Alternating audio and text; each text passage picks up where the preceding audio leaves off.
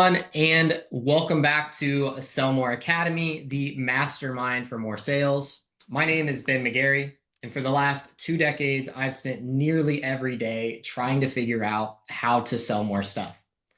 I've been in the trenches selling my own products and services for years. I've built teams, companies, and systems that sell from Main Street, small town USA, all the way to Wall Street. And I've been fortunate enough to coach and consult for countless others worldwide, all in totaling over $150 million in sales. During that time, it has become painfully obvious that the marketplace is and always will be loud and noisy. Content creators and social media gurus are incentivized to promote clickbait tactics and short-sighted strategies that often cause more harm than good. With all the technology today, it seems like everyone has all the tools at their fingertips, but nobody really knows how to put it all together. Plus, what worked yesterday might not work today and will almost certainly be different again by tomorrow.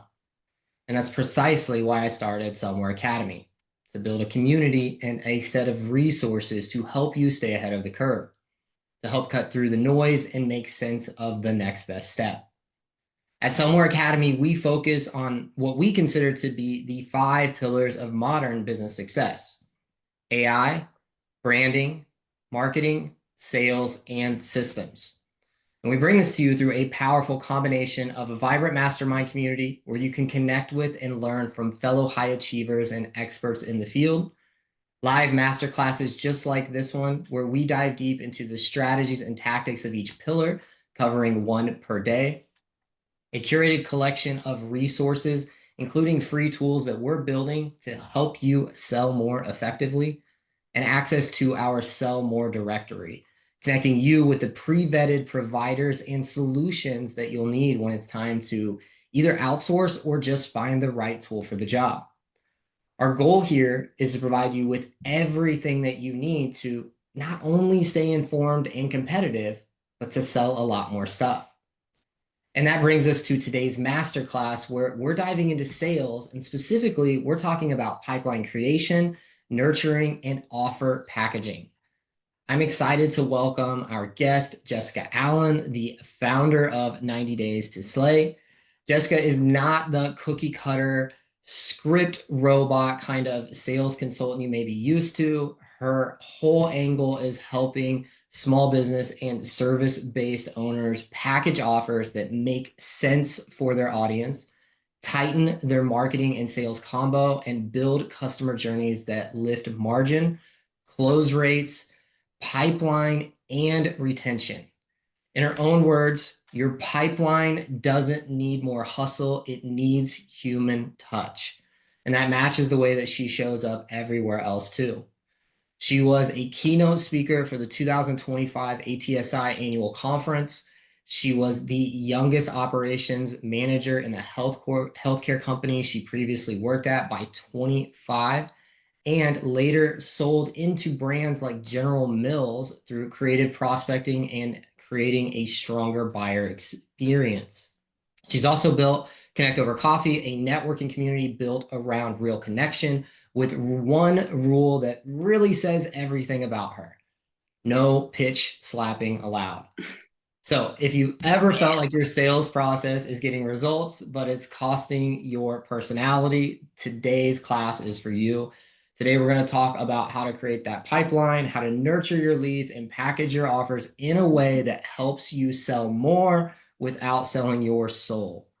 Jessica, I'm so glad that you're here. I have been looking forward to this conversation. I can't wait to see what all you have to share. Welcome to Sell More Academy. Please correct anything that I've messed up or missed along the way. Dude, I mean, I sound awesome. So I think you did a great job. I'm not even gonna lie. I'm pumped to be here too. Thank you for having me, Ben. Absolutely. We got connected in kind of an interesting way. So I'm really, really excited about this. For everyone that was here, it was a prospecting message that I had sent out to find guests for our show. And the person I sent it to runs an agency, and he thought, well, this is unique, and I know someone else who's unique, and you guys should talk. And here we are. So I'm very, very pumped about that.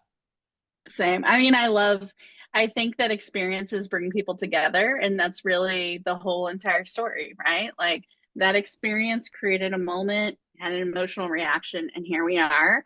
And that is the magic of doing things well and showing up different. And I love it. But I'm equally as pumped. So thanks. Yeah, it should be good. All right. Well, let's dive in because I know we have a lot that we want to cover, probably more than we have time for. So Yeah. let's start by I'm curious. So your work, it kind of cuts across sales, operations, like we've already touched on, customer experience and community building.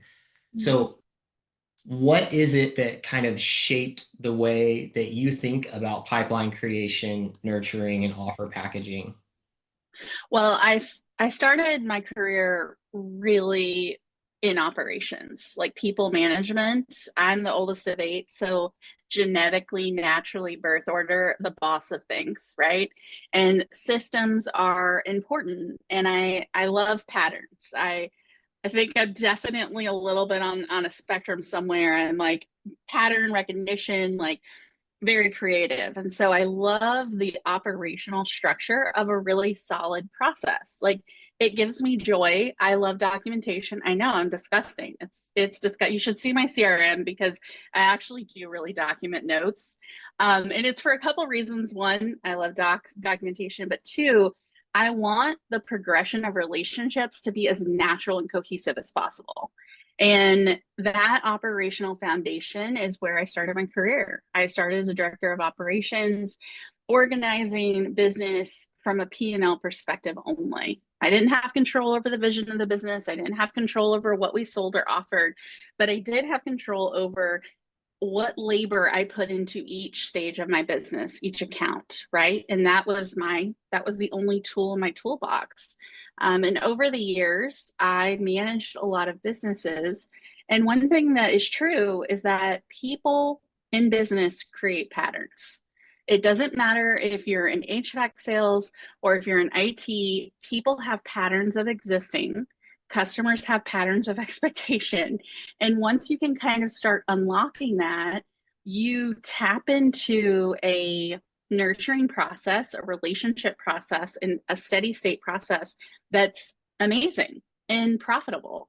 And so when being an ops girl, I thought I will never be in sales because salespeople are trash. And the reason that they're trash is because they sell and over deliver. And then I am obligated because I have a fiscal responsibility, a contract responsibility to the customer that they sold to fulfill what was sold. And that delta between what is sold and what is operationally sustainable was always my most painful part because I have a really high level of integrity. So I was surprised when I found myself, laid off from my job in ops. I was the director for a Planet Fitness franchise group. Got laid off and I was pregnant and I was like, wow, what am I going to do now? And I got a job cold calling with a small startup in Austin. And as I'm dialing and connecting customers to our service, it just became very clear to me that now I had control over the narrative of what the operational deliverable is. I can position it from a sales perspective in a way that allows that customer to have a smooth onboarding journey, which means that they're going to have a better experience, right? So I would say that's where my heart started. I had a soul before sales, and then sales just made me so much more fulfilled because I realized that I can care for people and I can care for business in a way that takes care of the business financially so we can continue to thrive and it takes care of our customers better. So that is it. Sales and ops in a nutshell definitely go together. Yeah, I like it. I kind of came from another path. I came from the sales and then moved into operations. Mm-hmm. And I think I started making some of those same changes because I was fortunate enough to I worked in the automotive industry, and everybody that was in our ops team was much old. I mean, I was like 19, 20 years old when I started in sales Mm-hmm. or sales there. And then, the office manager at the time was 90. She retired pretty Whoa. quick. She was one of the ones that would like use a Sharpie in the books because she didn't make a mistake, right? Like I'm over Dang. here writing. And so they were the type that was very like, oh no, go tell the customer you lied to them. You didn't, right? And so I saw Yeah. all these other salesmen always having to go back and like hang their head, and it was very easy for me to just be like, well, I am the kind of person that once I put that deal on the board, it's a deal. I don't want it to come back down. So Yes. yeah, that was definitely a difficult kind of process. Do you think, just leading off of that, do you think that ops made you better at sales by going that route first? I think it gave me a really solid foundation, especially as a business owner now, of what is operationally sustainable from an offer perspective, right? Because I think in service, this is my observation, we always try to close the deal, and by doing that, we mitigate the value of our service often, maybe not intentionally, maybe it feels like it's still like our customer wants to do business with us, and we've kind of tricked ourselves into saying if we lower our price to be accommodating to their need, then that's going to be beneficial. And I've just seen that not work out so many times. So when the expectation differs from what you give, there's never going to be satisfaction there. There's always going to be this tension. And I think being an ops, I really saw that from a different lens. But I also think that it gave me um, a really good insight into how the customer feels once the deal has been closed, right? Because the salespeople, usually it's like, get into the deal, let's close it, and then we kind of step out. And that's unfortunate that a lot of salespeople have that limited experience with the customer because we don't know what we don't know, right? So I think it's a combination of the two. But did it make me a better salesperson? Yes, because I understand operationally how the buyer is thinking in a different way. So you had better insight, you had better vision, and so you're able to, okay, that makes sense. Hmm. Hmm. So let's stick with the sales and ops thing for a second here. How can very different groups, how can sales and operations then work hand in hand and not suck? They can talk to each other and be frenemies, but not angry frenemies. So like Okay. we're never going to be on the same page. I think that for a healthy business, for us to kind of push ourselves, there should always be a little bit of tension between those two departments because as salespeople, we want our customers to get everything they want. Well, operationally, we're limited with our resources and we also want the same thing. So if ultimately we agree that the customer, their retention, their buy-in, their referrals in the future, those are equally as important to us. We should start communicating. And I think one of the questions that anybody that's listening to this that is in sales and does not have that operation background, go to your ops team and say, I want to interview you about what our best clients tell you about our service or our product. Like, tell me what those things are. But also, I want to know all the things that they say there that suck about us. Like, tell me both sides of that story. Because what you can start building for yourself is a conversation that's a little different, right? Because not only do clients buy service because you're amazing and you're the salespeople, the salesperson of their dreams. And of course, they're going to say yes to you, right? But they buy it because of that experience that they're given. So if we can tap into why our best customers like doing business with us, that now can be messaging for you. So when you're having to follow up on that lead and you're having to create a story, a narrative for them to believe why this is the best choice for their business, you have that ammunition. You have those additional tools in your tool belt. I think it's also a really interesting conversation because when you start, bridging that gap between sales and ops, you can also hear from your operations folks, you know, um, how can I serve you better in a way that doesn't jeopardize my pipeline? Right. And that question is interesting because I will guarantee you, and I'll share a story about how this helped me. When the operations folks like you and they want to support you, they will take great care of your customers that you bring to the door.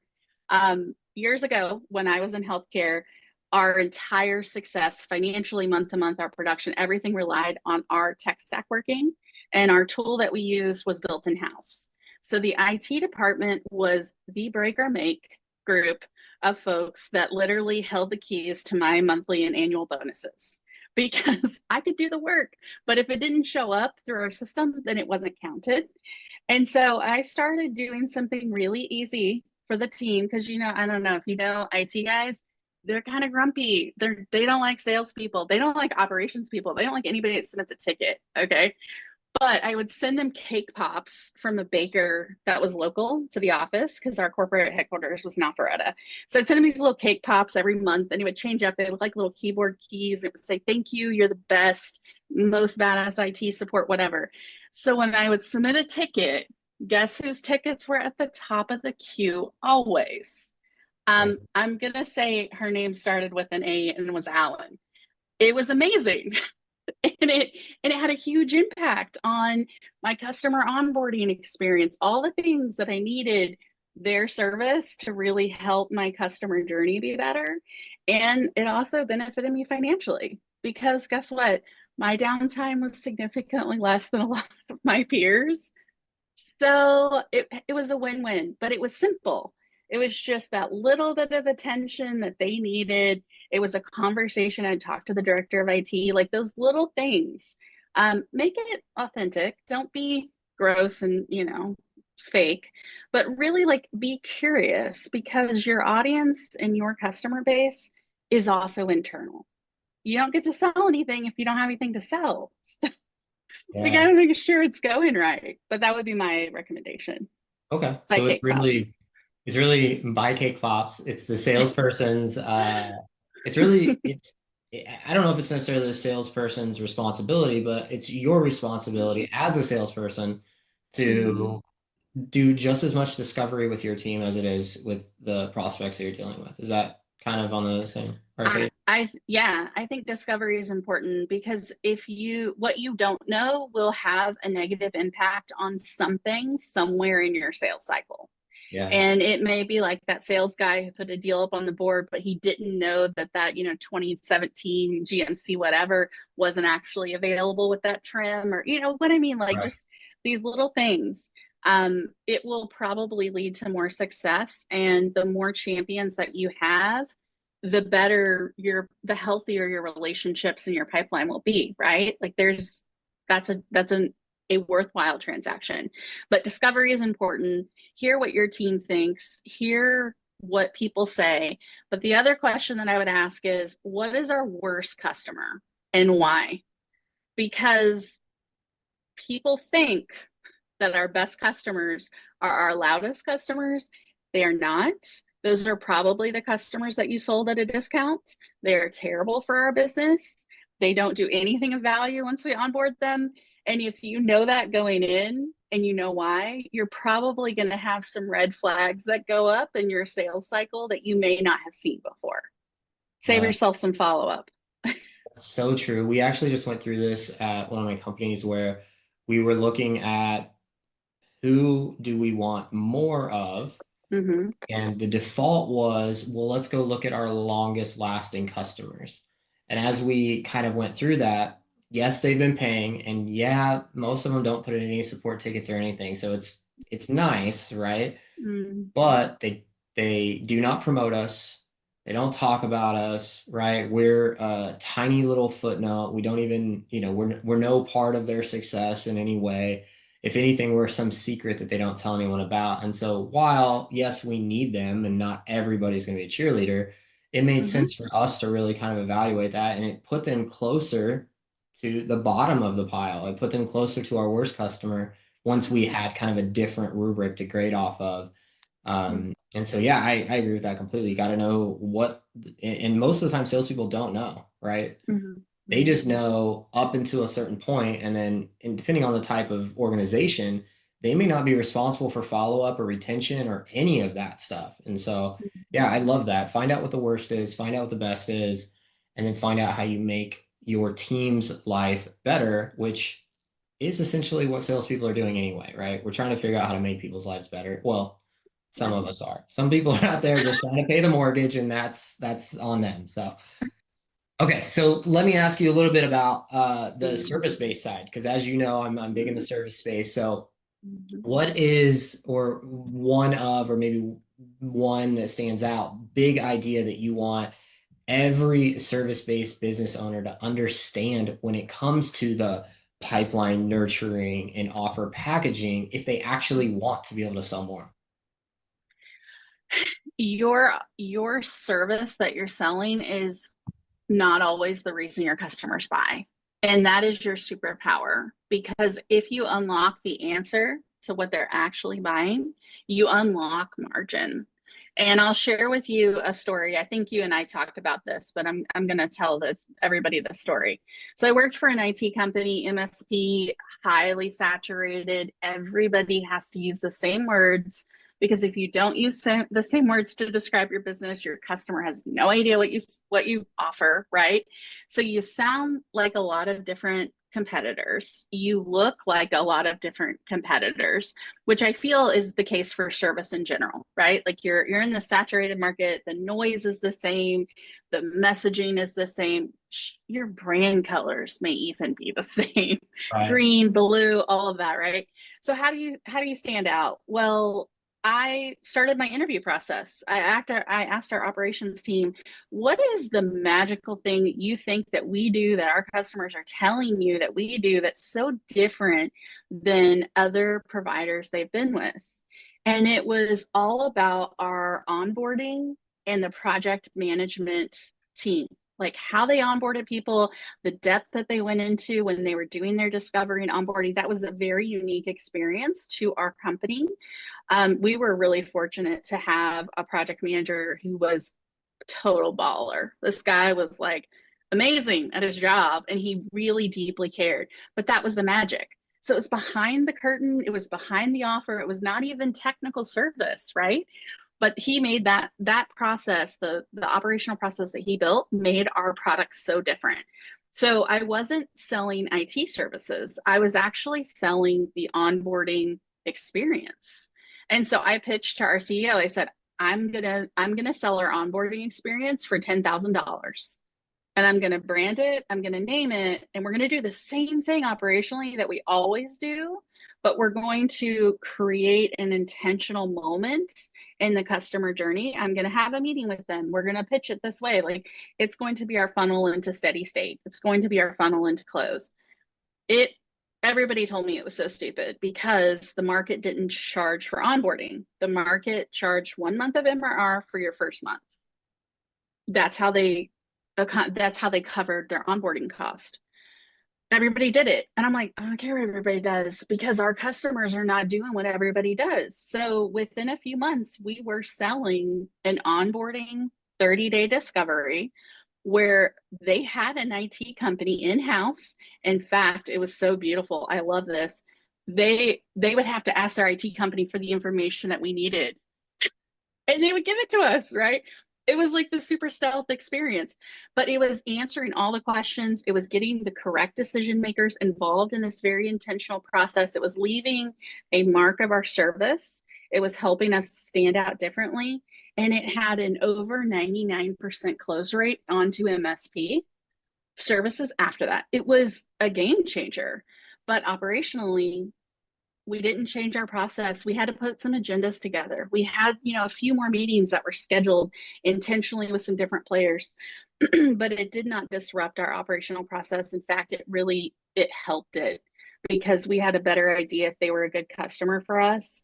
So those little things are, again, like that's how do you package it? What is the magic? What are people buying? What are they giving you feedback on? Because your customers tell you why they want to spend money. Your customers also are really great about telling you why they don't want to spend money. And so if you have an invoice that reminds them why they didn't want to spend money, they're going to not want to spend money next month with you. So it is a little bit of marketing, I think, but it's mostly positioning. It's the value. So it's the package, right? And how do you package that up to be a little different? And I think if you are able to think about that critically in your sales process, you will find that maybe the way that you engage your prospect is a little different, but you're telling them the truth, probably more closely. Makes sense. Yeah. So yesterday Mm, we covered avoidable website mistakes in our marketing masterclass. mm, And we touched on a moment that came from Mad Men, and I think that you just illustrated it really well. mm. And so there's a moment where Don Draper is he's pitching a cigarette company. And it's just, Okay. he walks in and he has a blank page. Like he has nothing to really present. Mm, And the same thing you were just saying with service businesses. I mean, we have one of our one market that we're in the service side, there's 1,200 of them in the same metro area. So like we're very well aware of how they all start to sound the same. And the same could be said for cigarettes. And so in the show, um, he basically just scratches everything and he says, "Great. Tell me about your process. Tell me about how you make your cigarettes." And of course, the first guy doesn't know. And so the owner is like, "You should be ashamed of yourself." And mm, he just, he sits up all nice and he's like, "Well, let me tell you about our cigarette process." And he walks all the way through and he says, "Well, I don't remember all the steps, but we grow it, we cut it, we hang it, we cure it, and we toast it." And Don stops and he's like, "Toasted." And he's like, the owner says, "Well, everybody's is toasted." He said, "No, no, mm. no. Remember the market at the time." He said, "No, everybody's cigarettes are dangerous. Ours are toasted." Don Draper for the win, bro. Right? And so, Yes. as much as it is marketing, it is branding, positioning, it is spend. I don't want to discount that. It Mm-hmm. is bringing up the most important part that they want, that they care about, that Mm-hmm. sets you apart. And so, I love how you illustrated that. I do have a quick question though, because it's come up Yeah. a couple times, and I want to make sure that I understand you right. You've Mm. said steady state a couple times. Can you define that? Sure. So steady state is when your client is locked in. If it's a MRR relationship, if it's reoccurring business, reoccurring service. So whatever after close, after onboarding, whatever that journey looks like, in my mind, it's steady state because I was in IT for so long. But it's there, what is the end goal of your client experience from a transaction perspective? Thanks for asking to clarify that because you don't speak my language and my acronyms, I'm shocked. Well, I jumped to the IT state. I'm like, all right, but maybe Mm-hmm. he's not that kind of nerd. All right, you are. That's why we're But here. I'm a dork. Sorry, that's how I was All right. made. So all of this that we're talking about, when it's actually done right, what would you say that excellence looks like from the first conversation of the sales Mm-hmm. side to the Mm-hmm. close? So I envision this like beautiful red carpet. This is how I think about it. And I'm like, how do I want my customer to experience the red carpet? I want them smiling for each stage of the carpet and the pictures to be taken, and they're never veering off that. So in my mind, if their experience, they're hearing the same beautiful words. We love you. We're going to solve your problem. And then when they get to the operational side, we still love you. We absolutely can solve your problem. Oh my gosh, we actually have another idea that we didn't even come up because we didn't know you well. Like, you know what I mean? These little moments in the customer journey. How are we making that smooth and predictable? Because when there is no bump in the road, there is no reason to question why you're spending money. And we do it psychologically. You get my Netflix just went up like a couple bucks. I don't even know recently. And I was like, oh, do I want Netflix anymore? And that's immediately what I thought was like, do I need to pay for this anymore? And then the conversation my husband and I had was, do you remember when we lived in the condo when we were 22 and we used to pay $9.99 a month to get unlimited DVDs from Netflix? Like, remember that moment? So it's like a little, like, wow, we came from there. Now we're paying this. Is the value also increased during that time? And the answer was yes. So unfortunately, they kept me because they have me on lockdown. But I think that when your customers feel uneasy about something, then you have lost trust. And everything that you have done before that snapshot is now less steady. And that is a reason for them to question. That is a reason for them to pull away. And when your customer starts pulling away, they're not sharing the full scope with you. You are not able to understand their actual problem because they're backing off. And as soon as they start backing off, then no matter how great your offer is, that offer may not be communicated to them in a way that actually solves their problem. They may question that invoice when it hits. Like, so they didn't answer my email 2 days ago. And they say they answer every email in 24 hours. Should I really be spending an extra $5,000 a month on that? Those are the moments that we want to avoid. And that, again, bringing it back to what is sustainable, what is true through the entire process for this customer.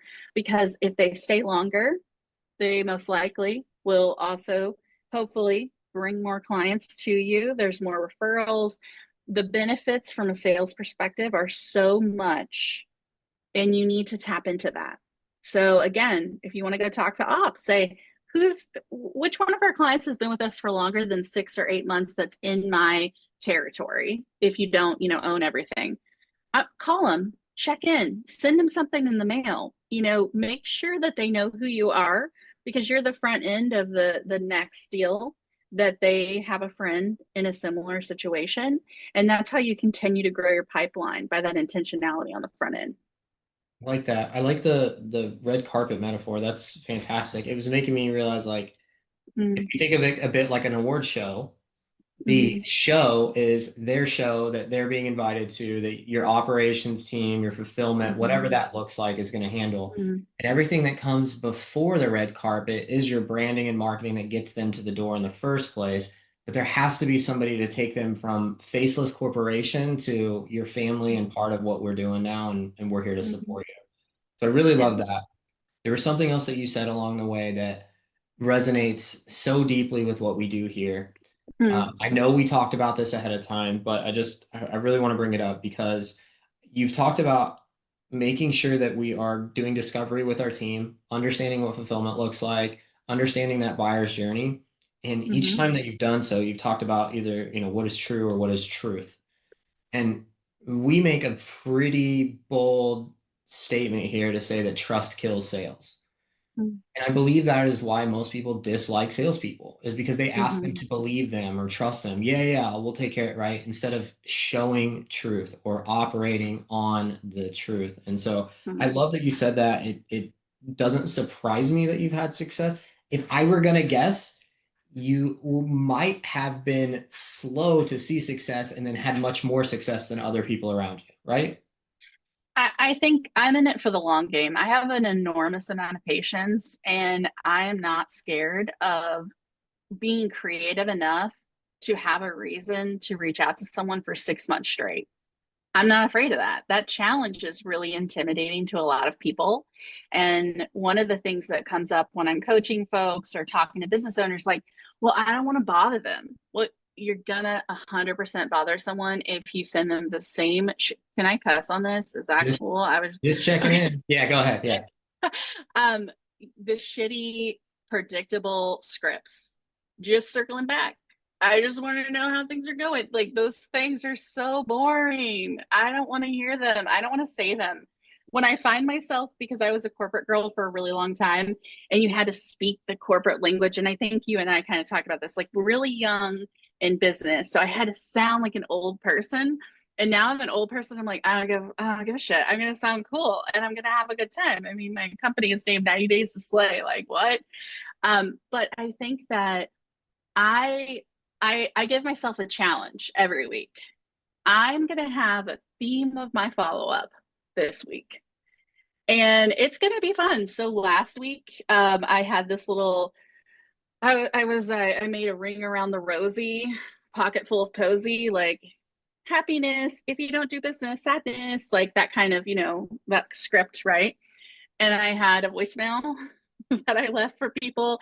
I had an email that I sent to people. I threw in a meme because I love a good meme.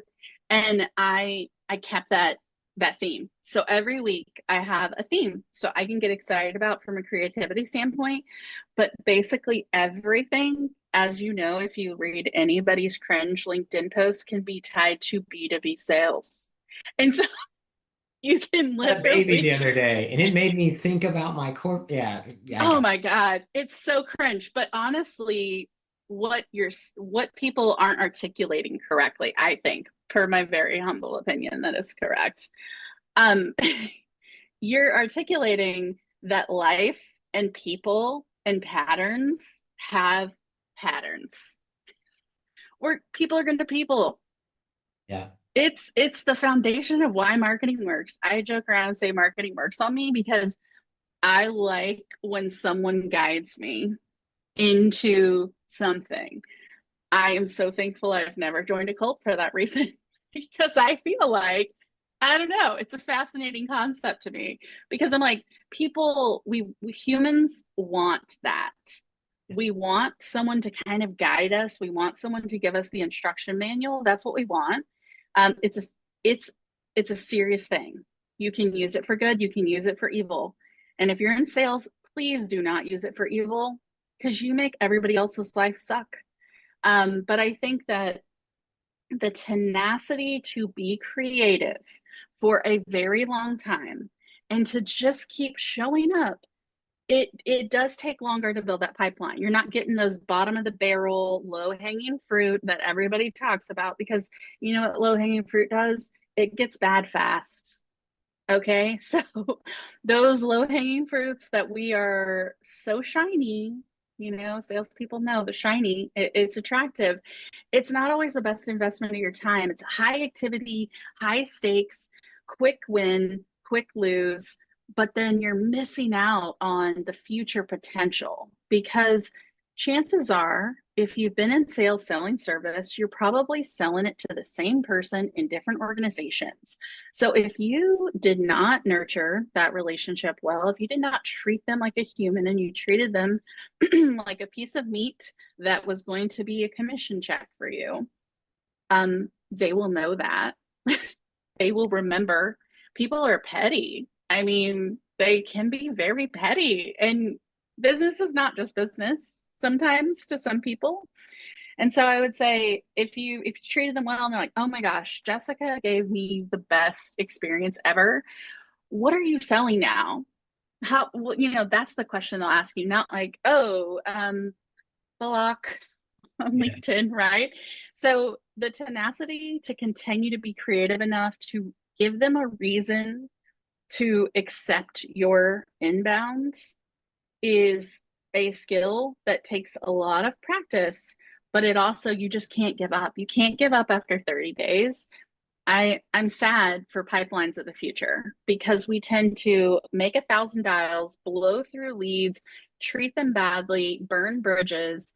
There's a finite number, and businesses stay consistently involved in the same spaces. So protect your future pipeline by being intentional today. like That that. would be my advice.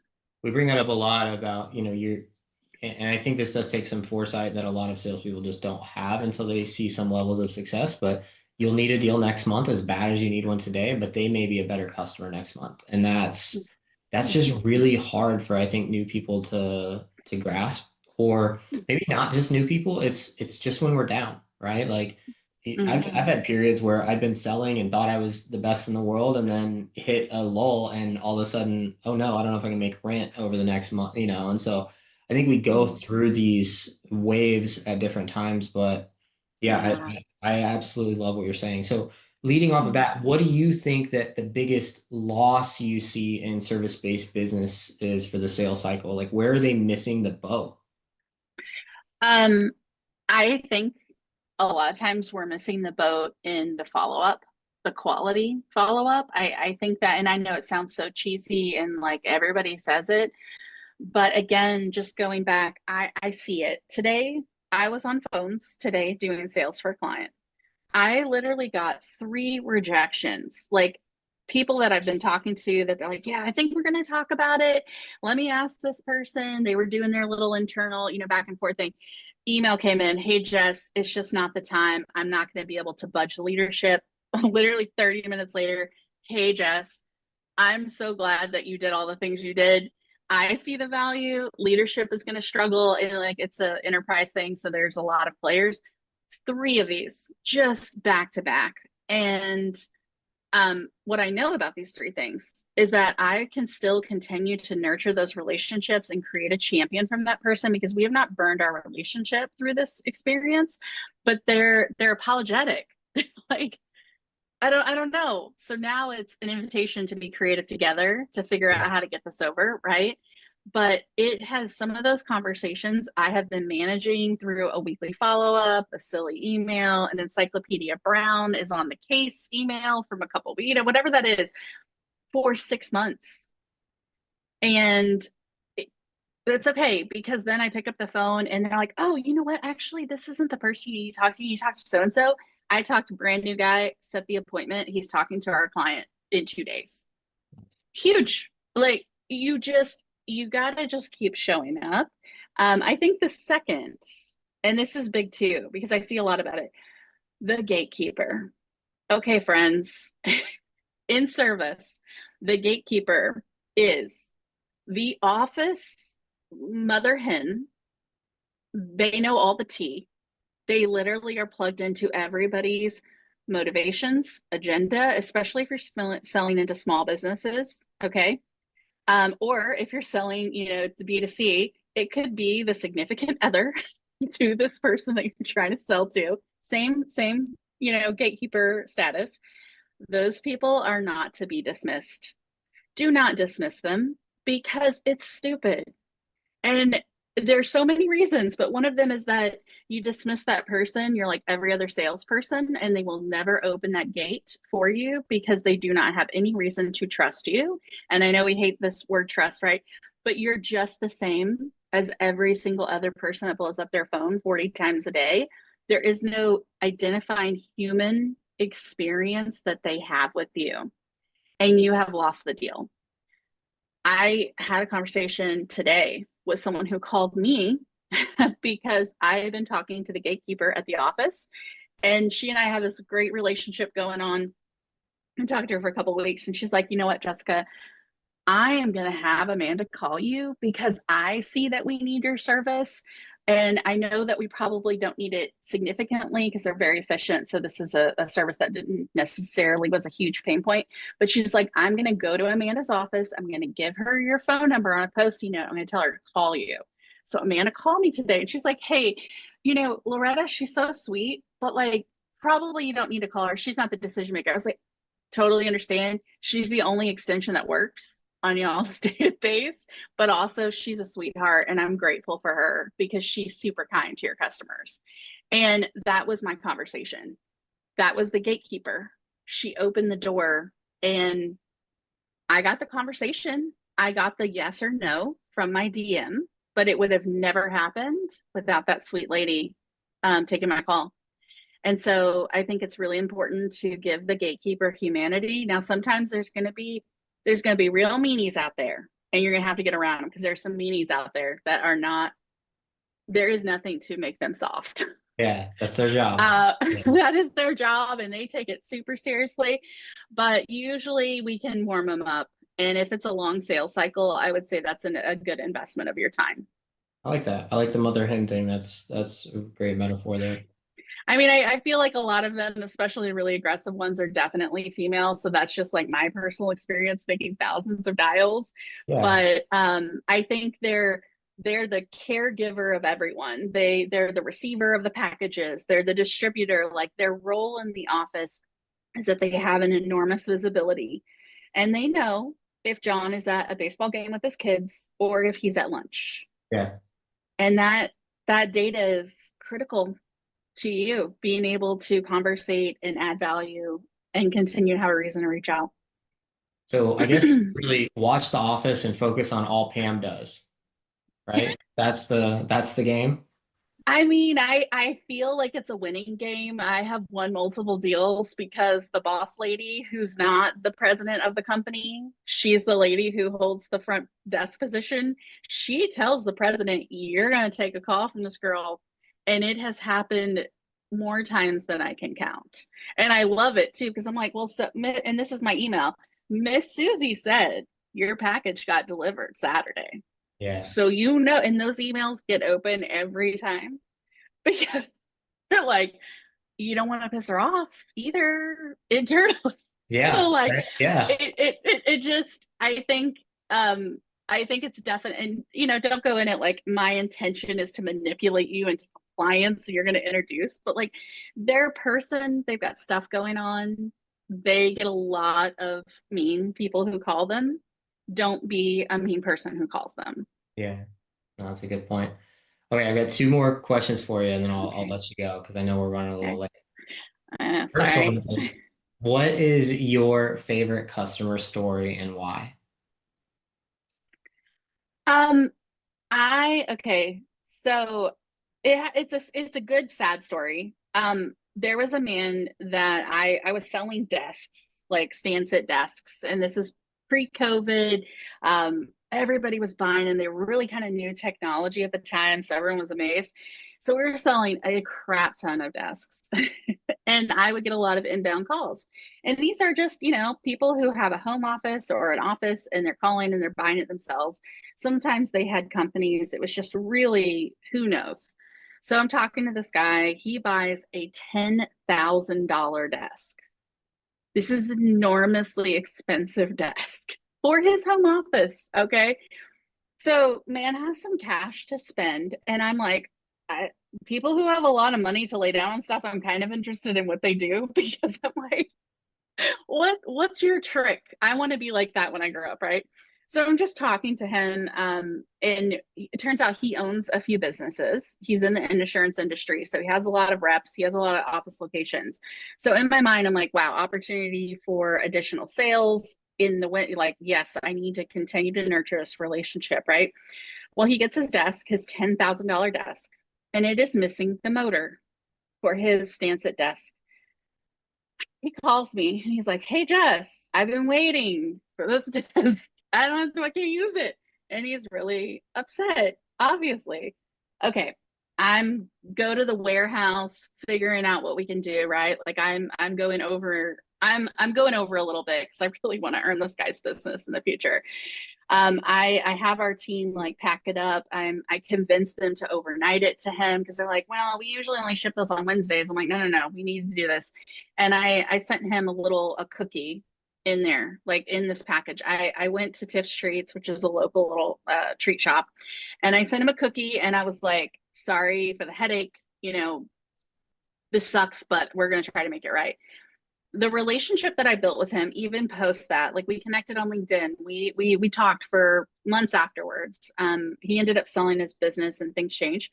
But like those little moments, like I love that stuff. That is what gives me life is if I was in his position, how would I want to be treated? What would I want to see? And I've been able to experience that as a buyer too. I had to have an MRI done in January. It was a pretty scary situation. And the girl at the front desk, gatekeeper, girl at the front desk, she just took such good care of me. She went over and beyond with her communication. She just really went hard for me.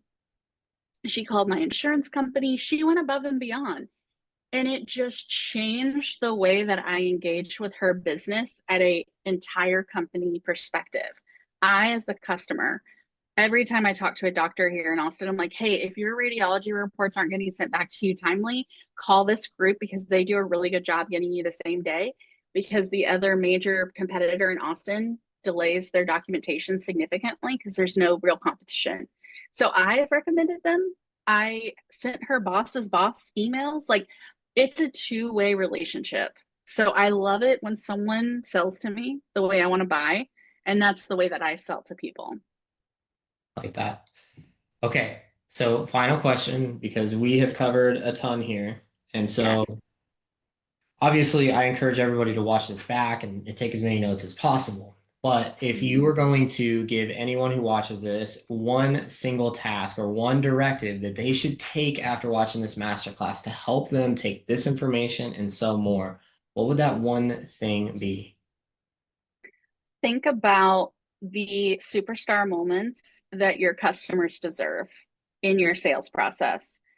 You as an individual are unique. The way that I am going to show someone that I am in relationship with them, in the sales relationship with them, is different than your style.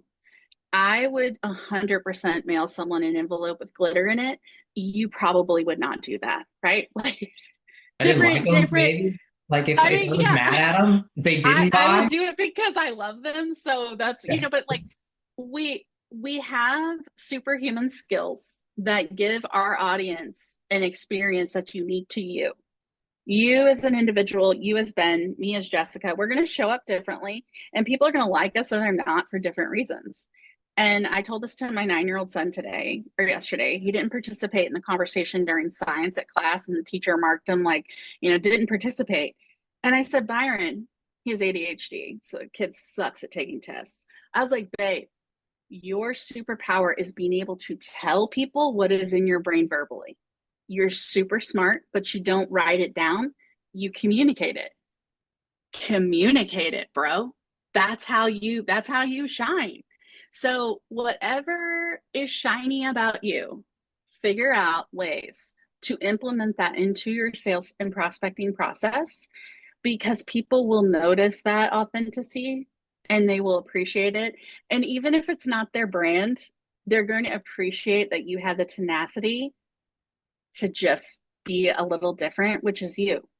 And I think that's really special. So, and also treat those gatekeepers better, y'all. Don't be dicks to them. I mean, Yeah. it's so lame.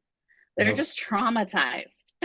You just made me realize all the people that have been there. Like, obviously, I've been dialed in on gatekeepers for 2 decades, but now I'm thinking about the people that I worked with and how much power they actually held, even though they were probably sometimes the lowest paid people in the entire office. But like, they ran everything.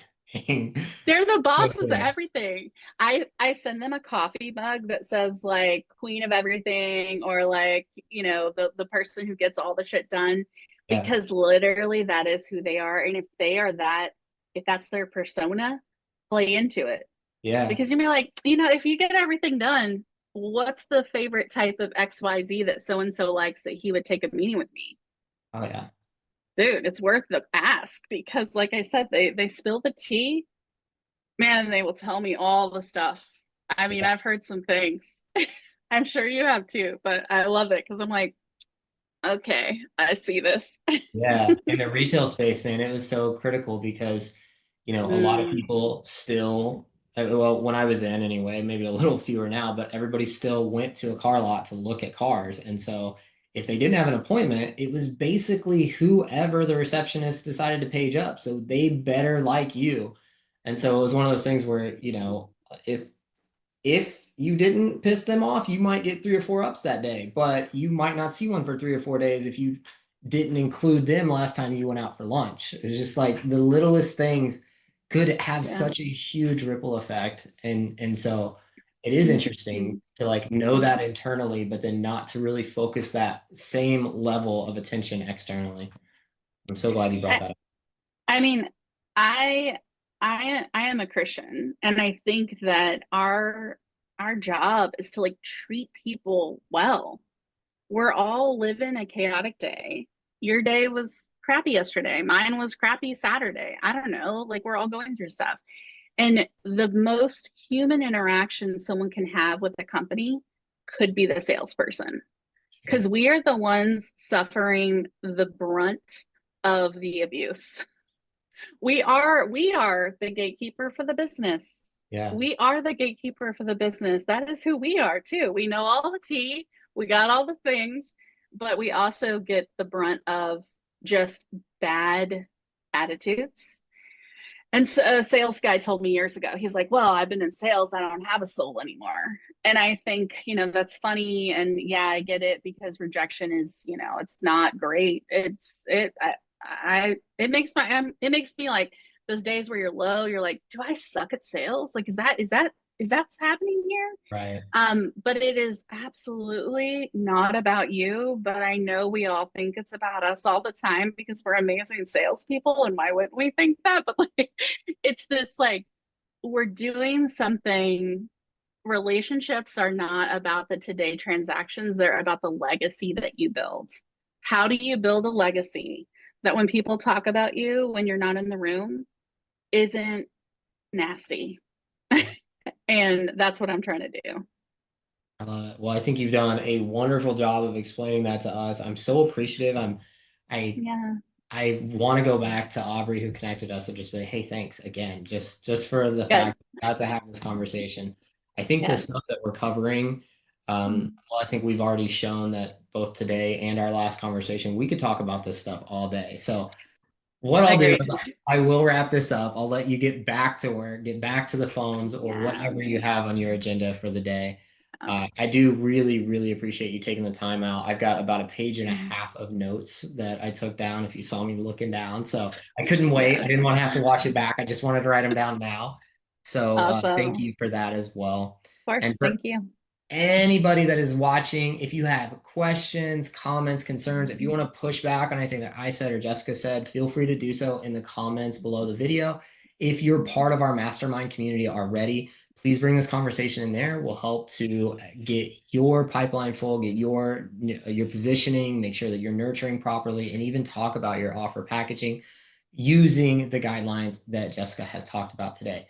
So, Jessica, before we go, how would somebody get in touch with you if they wanted to talk about your 90 Days to Slay program? You can shoot me a text or give me a call. My cell phone is 512-981-8669. Do not be cringe. That's all I ask. Or you can find me on LinkedIn, Jessica Allen. I'm pink, and my website is 90days to slay.biz. I also do a quick pipeline strategy. So if you're getting stuck with a prospect and you just really want some creative juice to bring it to the next stage, I offer that too. But I'm here to help. I'm here to serve. And I cannot wait for y'all to challenge me. Do it. Fight me. I can't wait. I love it. All right, everybody. Well, that's it for today. I hope that this was beneficial. I hope that you're able to take away at least as many nuggets as I was able to. I hope that you'll watch this back and write as many notes as possible. And I hope that if you need to, you will reach out to Jessica because I know that she'll take good care of you.